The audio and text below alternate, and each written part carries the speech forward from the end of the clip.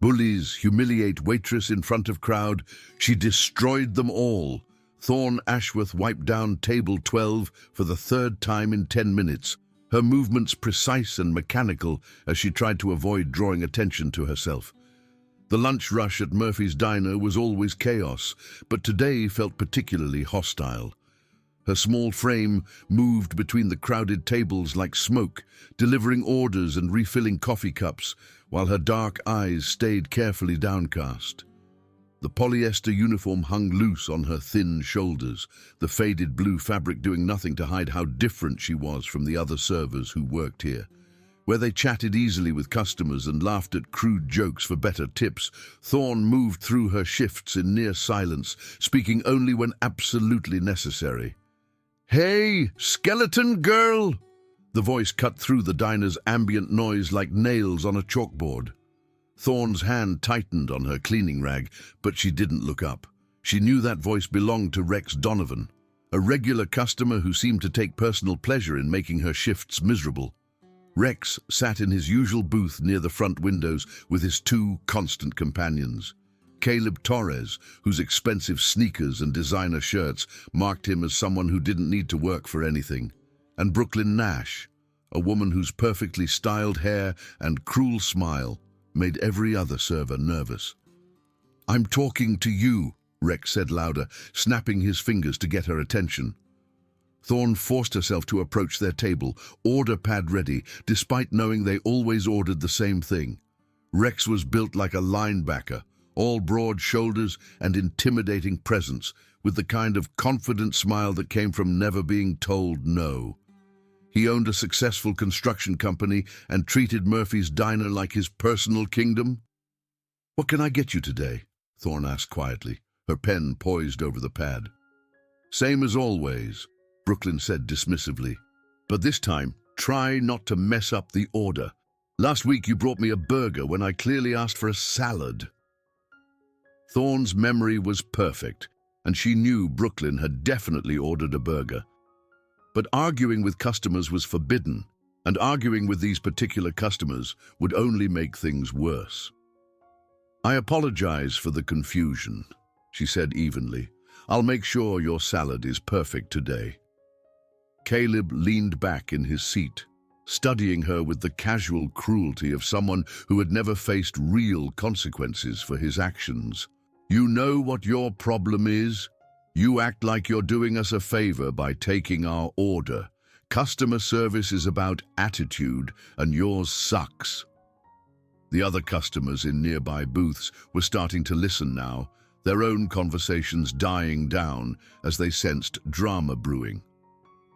Murphy's Diner attracted a lunch crowd of local business people, construction workers, and college students from the community college across the street. Most of them knew Rex and his crew, and most of them had witnessed scenes like this before. "I'll get your orders started right away," Thorne said, turning to leave. "Wait," Rex commanded. "We're not done here." Thorne stopped, her shoulders tensing despite her efforts to remain calm. Around them, the usual sounds of the busy diner continued, but she could feel dozens of eyes watching this interaction with the morbid fascination people reserved for car accidents and public humiliation. "Turn around when I'm talking to you," Rex said. Slowly, Thorne turned back to face their table.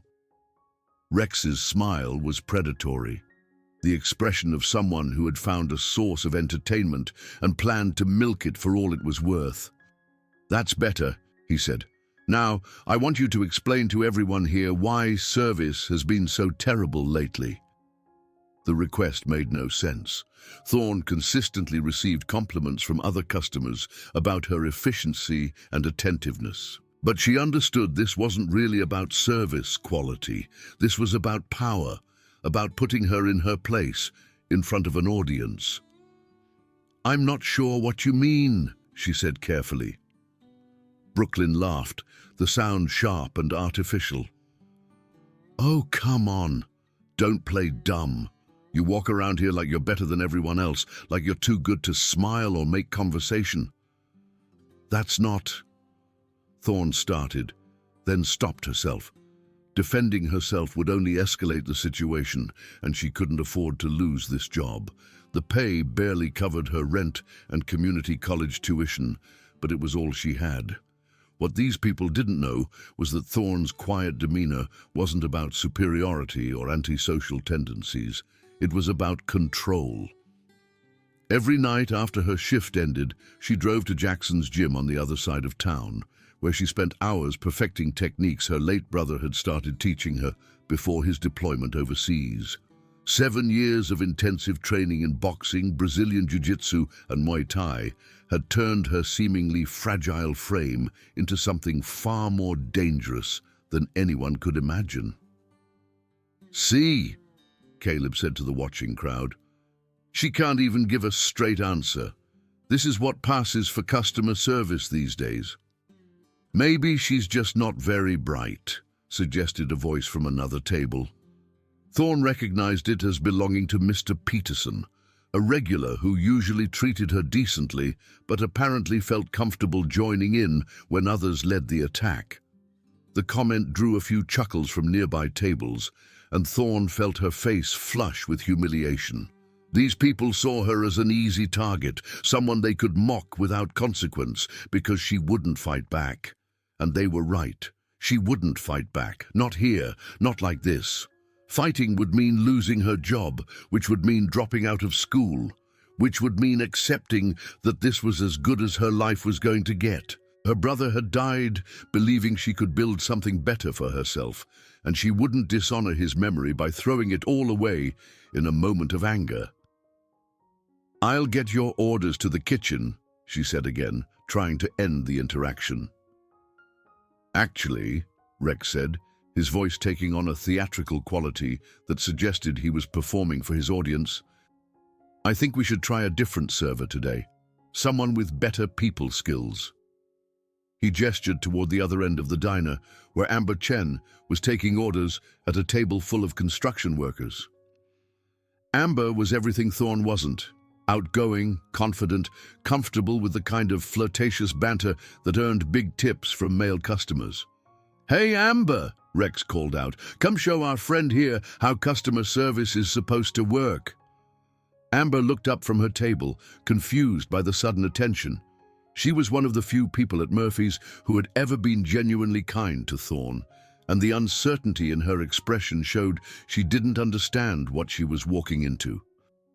"What's going on?" Amber asked as she approached their booth. "Nothing much," Brooklyn said sweetly. "We're just trying to help your colleague understand that attitude matters in this business." Amber looked between them and Thorne, clearly sensing the tension but not understanding its source. "Thorne's one of our best servers. She's super reliable and really knows the menu."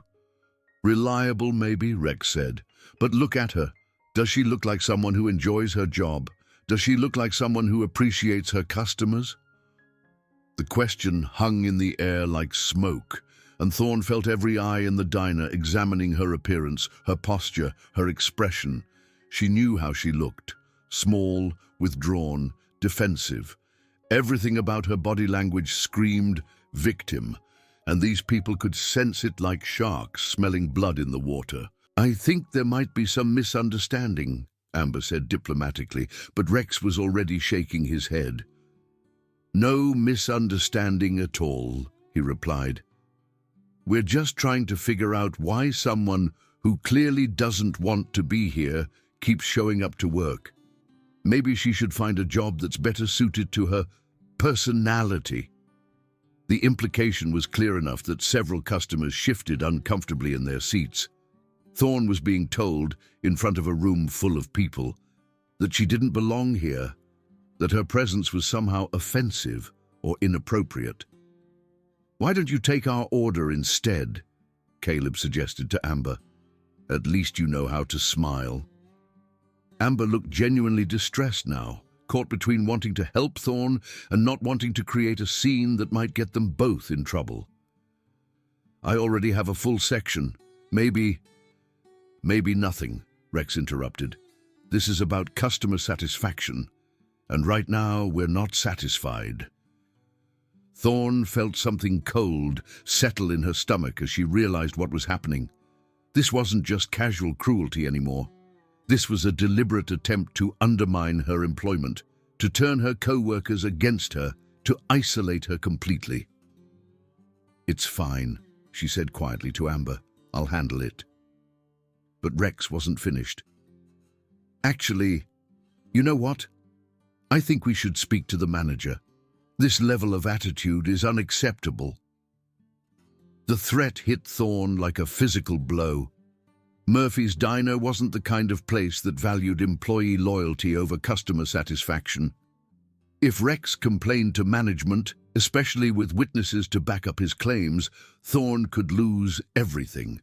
"That won't be necessary," she said quickly. "I apologize if I seemed unwelcoming. Let me take your order and make sure everything is exactly right." Rex's smile widened, sensing victory. "That's more like it. See how easy it is when you try?" As Thorne wrote down their usual orders, she could hear whispered conversations starting at nearby tables. The story was already beginning to spread, filtered through the lens of people who had only seen one side of the interaction. "Poor girl," someone murmured. "She does seem kind of unfriendly." "Maybe they have a point," another voice added. "You do want servers who at least pretend to be happy to see you." Each comment felt like another weight, added to an already crushing load. Thorne finished taking their order and escaped to the kitchen, where she leaned against the prep counter and tried to steady her breathing. "You okay, honey?" asked Maria Santos, the head cook who had worked at Murphy's longer than anyone. She was one of the few people who seemed to genuinely care about Thorne's well-being. "I'm fine," Thorne lied, clipping the order to the ticket wheel. But she wasn't fine. Over the following weeks, Rex and his crew made every shift a trial by fire. They would request her section specifically, then complain loudly about everything she did. They'd send food back multiple times for imaginary problems. They'd tip in coins, counting out exact change while making comments about charity. Worse, their behavior was starting to influence other customers. People began avoiding her section, requesting different servers, treating her with the same dismissive contempt that Rex's crew had modeled for them. Thorne endured it all with gritted teeth and careful self-control. Every night after work, she drove to Jackson's gym and spent hours hitting heavy bags, working grappling drills with training partners who had no idea about her day job. The physical activity helped burn off the accumulated frustration, but it also served as a reminder of capabilities she couldn't use. Her brother's voice echoed in her memory during those late-night training sessions. "Fighting isn't about proving you're strong, Thorne. It's about protecting people who can't protect themselves. The moment you use these skills for anything else, you become something different." But the harassment was affecting more than just her shifts. Other servers were starting to distance themselves, afraid that associating with her would make them targets too. Even Amber, who had tried to defend her that first day, now gave her careful smiles and avoided extended conversation. The only bright spot in Thorne's increasingly difficult life was Oliver Hendricks, a community college student who came in every Tuesday and Thursday after his literature class. He always sat in her section, always ordered the same thing, coffee and apple pie, and always treated her with genuine respect and warmth. "How's school going?" he asked one Tuesday afternoon, looking up from his worn paperback copy of The Great Gatsby. "It's good," Thorne replied, refilling his coffee cup. The simple question made her realize how long it had been since anyone had asked about her life outside of work. "What are you studying?" Oliver asked, and something in his tone suggested he was genuinely interested in her answer. "Social work," Thorne said, surprised by how good it felt to talk about her dreams. "I want to help people who feel like they don't have anywhere else to turn." Oliver's smile was warm and encouraging. "That's amazing. The world needs more people who actually care about helping others." Their conversations became the highlight of Thorne's week. Oliver was different from the other customers. He saw her as a person rather than just a service provider. He asked about her classes, remembered details from previous conversations, and treated her opinions as if they mattered. 3 weeks after their first real conversation, Oliver stayed after finishing his pie. "This might be forward," he said, nervousness making his voice slightly higher than usual. "But would you like to get coffee sometime? When you're not working, I mean." Thorne felt her heart skip in a way that had nothing to do with anxiety. "I'd like that," she said, meaning it completely. They made plans to meet the following Saturday at a small cafe near the community college. For the first time in months, Thorne had something to look forward to. That's when Rex decided to escalate things. The Saturday morning rush was particularly busy, with every table full and a line of customers waiting to be seated. Thorne was juggling multiple orders when she noticed Rex's crew had arrived and been seated in her section. Worse, they had brought friends, a loud group of people who seemed primed for entertainment. "Well, look who's here," Rex announced as she approached their table. "Our favorite ray of sunshine." The group laughed on cue, and Thorne noticed other customers turning to watch. The diner's layout meant that Rex's booth was positioned like a stage, visible to most of the restaurant. "What can I get everyone today?" Thorne asked, falling back on professional routine. "We'll have the usual," Brooklyn said. "But first, we want to discuss something important with you." Thorne's stomach dropped, but she maintained her composure. "Of course." Rex leaned back in his seat with theatrical comfort. "See, we've been coming here for years, long before you showed up, and we've noticed that the quality of service has really gone downhill lately. Specifically," Caleb added, "the quality of attitude from certain staff members." The conversation at nearby tables was dying down as more people tuned in to whatever drama was unfolding. Thorne could feel the weight of their attention like a physical pressure. "I'm sorry you feel that way," she said carefully. "Is there something specific I can do to improve your experience?" "Funny you should ask," Rex replied, "because we actually have some suggestions." He gestured to his friends, a mixed group of construction workers and local business owners who clearly saw themselves as important members of the community. "First suggestion, try smiling once in a while. You walk around here like someone died." The casual cruelty of the comment hit harder than Rex could have known. Thorne's brother had died, and some days the grief still felt fresh enough to steal her breath, but she forced her lips into a tight approximation of a smile. "Better," Brooklyn said condescendingly, "but it still looks fake. Try again." "I think my smile is fine," Thorne said quietly, her first attempt at standing up for herself. The response from Rex's table was immediate and loud. "Oh, she thinks her smile is fine," Caleb repeated mockingly. "Did everyone hear that? She thinks it's fine."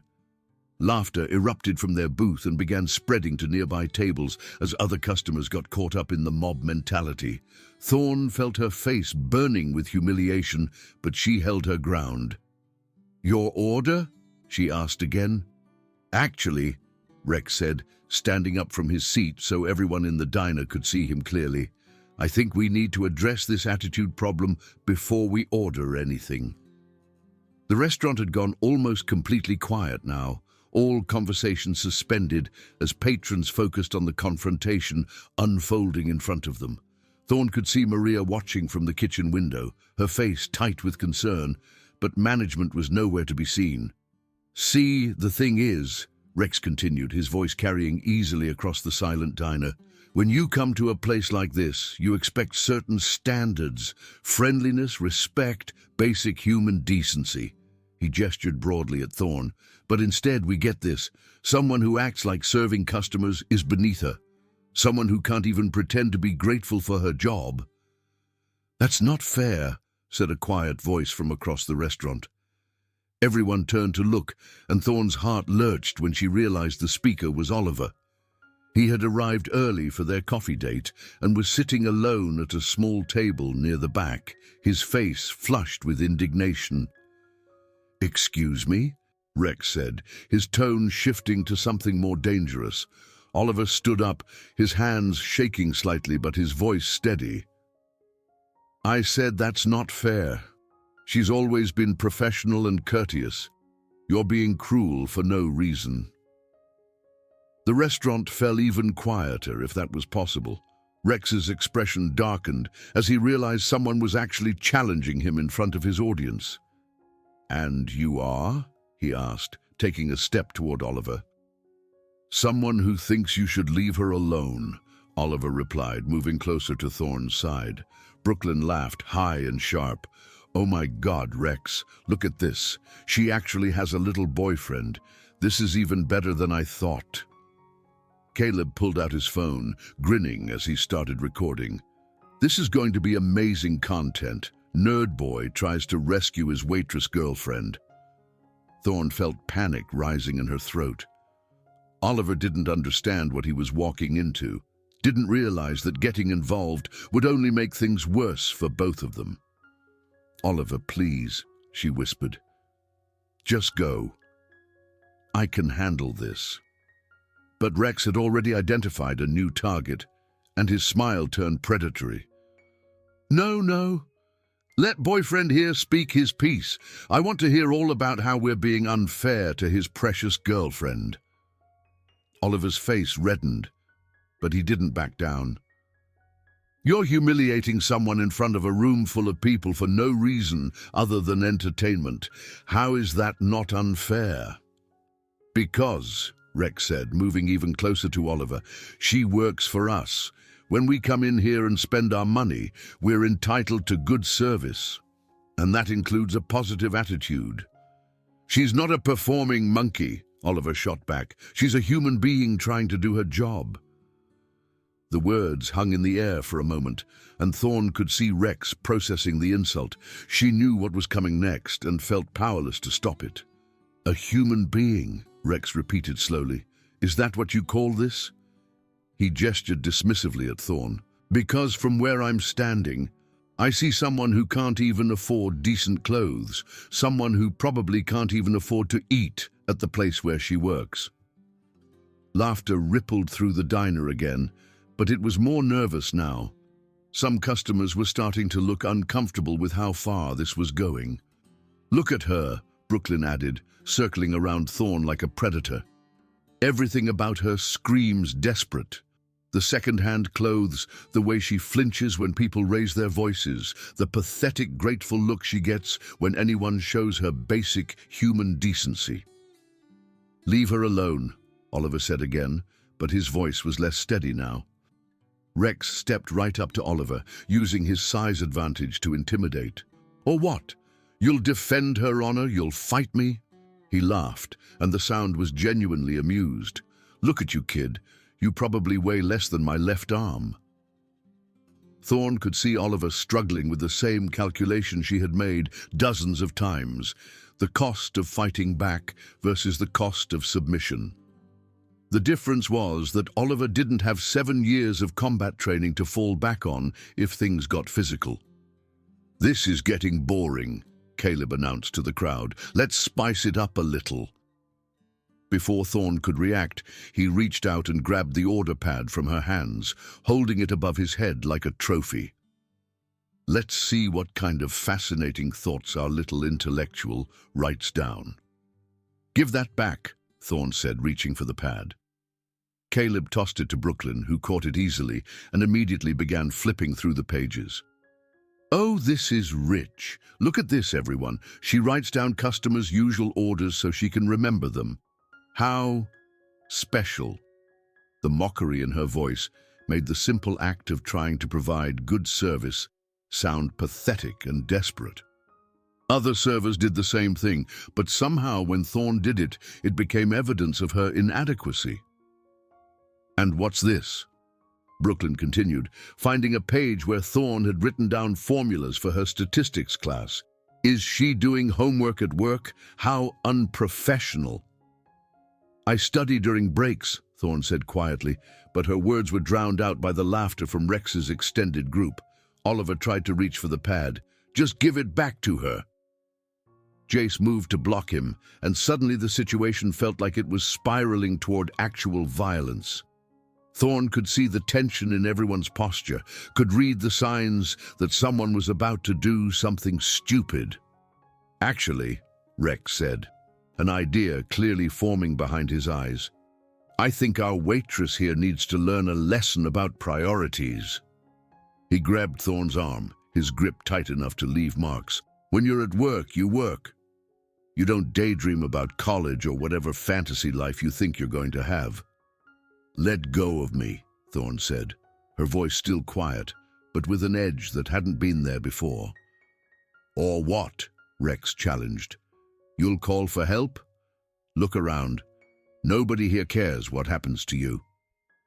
It was a cruel statement, but as Thorn glanced around the restaurant, she realized it was also largely true.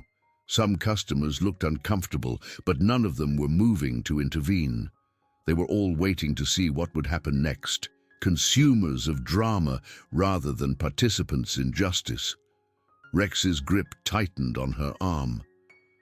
"I think you owe everyone here an apology for your attitude, and then you owe us an apology for wasting our time." "She doesn't owe you anything," Oliver said, stepping forward despite the obvious physical mismatch. That's when Rex made his biggest mistake. Instead of focusing on Thorn, he turned toward Oliver with sudden, vicious intent. "You know what?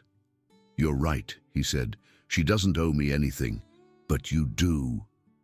Before Oliver could react, Rex's free hand shot out and grabbed him by the shirt, pulling him close enough that Thorn could see the fear in Oliver's eyes. "You see," Rex said conversationally, "I don't like people who don't mind their own business, and I really don't like college boys who think they're smarter than everyone else." "Stop," Thorn said, but Rex ignored her completely. "So here's what's going to happen," he continued, his voice rising so everyone could hear. "Your girlfriend here is going to apologize to this entire restaurant for her attitude, and then you're going to apologize for sticking your nose where it doesn't belong." Oliver tried to pull free, but Rex's grip was solid. "And if either of you refuse, I'm going to make sure everyone here understands exactly what kind of people you really are." Thorn felt something snap inside her chest, like a cable that had been stretched too far, finally giving way. The careful control she had maintained for months began to dissolve, replaced by something sharp and focused and absolutely certain. "Let him go," she said, her voice cutting through the restaurant noise with unexpected authority. Rex looked at her in surprise, apparently not expecting resistance at this point. "Excuse me?" "I said let him go," Thorn repeated, her posture shifting in ways that were subtle but unmistakable to anyone who knew how to read body language. Rex's laugh was harsh and dismissive. "Or what? You'll make me?" The question hung in the air for exactly 3 seconds. Then Thorn moved. Her first strike was a precise nerve disruption to Rex's forearm that made his hand release Oliver involuntarily. The technique was so fast and seemed so effortless that most of the watching crowd didn't understand what had happened. Rex stared at his suddenly numb arm in confusion. "What the—" Thorn's second movement was a simple hip toss that sent all 200 pounds of Rex crashing to the floor between the tables. The restaurant erupted in gasps and shouts as customers scrambled to get out of the way. "Holy shit!" someone yelled. Caleb lunged toward Thorn, but she sidestepped effortlessly and caught his extended arm in a joint lock that sent him to his knees beside his friend. "Stop moving," she advised calmly, "or I'll dislocate your shoulder." Brooklyn was backing away rapidly, her phone out and recording everything. "You're insane. You just attacked them." "Actually," Thorn said, her voice still perfectly controlled, "I defended myself and my friend against people who were physically restraining and threatening us." Rex tried to get up from the floor, but Thorn placed one foot on his chest and applied just enough pressure to keep him down. "Stay there for a minute. We're having a conversation." The entire restaurant was silent now, except for the sound of Rex's labored breathing and the quiet hum of the air conditioning. Every eye was focused on the small, quiet waitress who had just taken down two much larger men with movements that looked almost choreographed. "For months," Thorne said, addressing the crowd as much as her former tormentors, "you've watched these people treat me like garbage. You've seen them humiliate me, mock me, try to get me fired for the crime of being poor and quiet." She looked around the restaurant, making eye contact with customers who had participated in her humiliation through their laughter or their silence. "You turned my pain into your entertainment. You convinced yourselves that I deserved it somehow, that my circumstances made me less worthy of basic human decency." Oliver was standing behind her now, his face filled with amazement and something that looked like admiration. "Thorne, how did you—" "My brother taught me," she said without taking her eyes off Rex. "Before he died serving our country, he taught me that strength is about protection, not domination." Rex tried to speak, but Thorne increased the pressure on his chest slightly. "I'm not finished." She crouched down so she could look Rex directly in the eyes. "You made a mistake today. You involved someone I care about. You threatened someone who has never done anything to hurt you, and you did it to get to me." Rex's face was flushed with exertion and embarrassment, but Thorne could see something else in his expression, the dawning realization that he had completely misjudged his target. "I could hurt you right now," Thorne continued conversationally. "I could make you feel as powerless and humiliated as you've made me feel every day for months. I have the skills and the justification." Caleb tried to move his trapped arm, and Thorne adjusted her grip to remind him why that was a bad idea. "I could break bones. I could make you regret ever walking into this restaurant." The threat was delivered in the same quiet tone she used to take orders, but everyone in the diner understood its sincerity. "But I won't," she continued, "because that would make me like you. And I refuse to become someone who uses power to hurt people instead of protect them." She stood up slowly, releasing both men simultaneously. Rex immediately scrambled to his feet, backing away from her while clutching his chest, where her foot had pressed down. "This is what's gonna happen," Thorne announced to the entire restaurant. "You three are going to leave. You're going to find somewhere else to eat lunch. And you're going to remember that the person you thought was weak and helpless has been choosing restraint, not submission." Brooklyn found her voice first. "You can't ban us from here. You're just a waitress." "You're right," Thorne agreed. "I can't ban you, but I can make every meal you eat here memorable in ways you won't enjoy." The simple statement carried enough quiet menace that Brooklyn took an involuntary step backward. Rex was trying to reassert his authority, but his voice shook slightly as he spoke. "This isn't over. You think you can assault customers and get away with it?" "I think," Thorne replied, "that 50 people just watched you grab my arm, threaten my friend, and physically restrain him while your buddies filmed it for entertainment. I think any security cameras in here will show the same thing. And I think you should be very careful about what story you try to tell about this." The truth of her words settled over the crowd like a blanket. Every phone that had been recording Rex's attempts to humiliate Thorne had also captured clear evidence of assault and threatening behavior from him and his crew. Caleb was still rubbing his shoulder where Thorne had controlled him. "Come on, Rex. Let's just get out of here." For a moment, it looked like Rex might try to salvage the situation, might attempt to reassert dominance one final time. But something in Thorne's stance, in the way she stood perfectly balanced and ready, convinced him that discretion was the better part of valor. "This place is going downhill anyway," he muttered, gathering his group toward the exit. "Service sucks, food's overpriced, and apparently they don't care about customer safety." As they reached the door, Rex turned back one final time. "You think you won something here, but you just made a huge mistake. People like you don't get to treat people like me this way." Thorne met his gaze steadily. "People like me have been taking care of people like you my whole life. The difference is, now you know it. The door slammed behind them, and for a long moment, the restaurant remained silent. Then, slowly, conversations began to resume, but they were different now. Quieter, more thoughtful, with frequent glances toward Thorne as people processed what they had just witnessed. "That was incredible," Oliver said, moving to stand beside her. "I had no idea you could do things like that." "Most people don't," Thorne replied, straightening her uniform with hands that were perfectly steady despite everything that had just happened. Maria emerged from the kitchen, her face beaming with pride.